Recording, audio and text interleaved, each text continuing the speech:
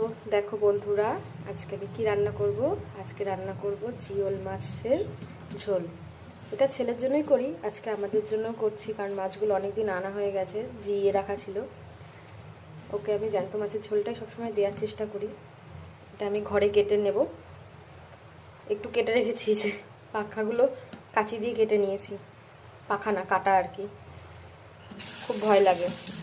আর এটা আমি আজকে রান্না করব আলু পেঁপে দিয়ে। যে এখানে আলু পেঁপের ঝোল কিছুটা রেডি করে রেখেছি। ঝোলটা দেখে কেমন লাগছে না, আসলে আমি 2 ফোড়নে রান্নাটা করব, তো এই জন্য আগে থেকে ঝোলটা রেডি করেছি। চলো তোমাদের সাথে পরে শেয়ার করব কেমন হয়েছে তরকারিটা। দেখো আমি মাছ কেটে ভালো করে পরিষ্কার করে ধুয়ে লবণ হলুদ মাখিয়ে নিয়েছি। এবার এটা আমি ভাজা করব। তেল গরম হয়ে গেছে, এবার আমি মাছগুলো ছেড়ে দেবো। এই মাছগুলো তো ভীষণ ফোটে।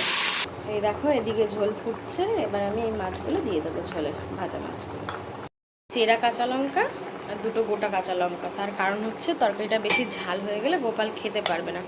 যেদিন ও আমাদের সাথে তরকারিটা খায়, ওর জন্য আর আমাদের জন্য একসাথে রান্না করি, সেদিনকে আমি এইভাবেই ঝাল দিই তরকারিতে, কারণ একটু ঝালও খাওয়াতে হবে, আবার বেশি ঝাল হলে ছোট মানুষ খেতেও পারবে না। ফোড়নে আমি দিচ্ছি 2টো তেজপাতা আর রাঁধুনি। এরপর আমি ঝোলটা দিয়ে দেবো। জ্যান্ত মাছের ঝোল, ফোড়নে দিয়েছি রাঁধুনি আর তেজপাতা আর কাঁচা লঙ্কা।